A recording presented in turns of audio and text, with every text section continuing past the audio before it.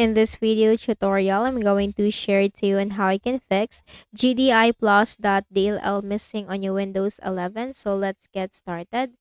The first thing that we need to do is to go to the Windows search bar and simply type system info. Click on it under the best match. Now take note of your system type and then open a browser. Search for the missing DLL file and put download. Then hit enter. Click on the first option. Scroll down and simply click the download button corresponding to your system type and wait for this to be downloaded.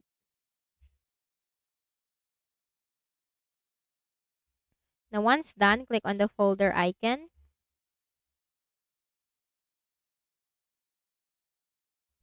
And then right click on the folder, select extract all, click on extract. Copy the DLL file, right click, select copy. Now go to this PC on the left pane, double click on the Windows C drive, scroll down to the Windows folder, double click in it. Locate the System32 folder. Here it is. So if you're a 64-bit Windows, paste the DLL file in the System32. But if you are a 32-bit, go to SYS WOW 64. Right-click and then select Paste.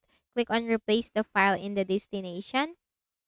Now once done, simply restart your Windows. Right-click at the Start button, shut down or sign out and restart. Next method, open a browser again. In the search bar, search for Visual C++ Redistributable and hit Enter. Click on the first option and simply click the download link corresponding to your system type and install the Visual C++ on your Windows 11. Next method, click on the Start button and go to Settings. From the list of options on the left pane, click on Windows Update and simply click the button right here to check for all the available updates on your Windows 11. So I hope this video helped you. Kindly please do not forget to hit the like button and subscribe to this YouTube channel. Thank you for watching the video.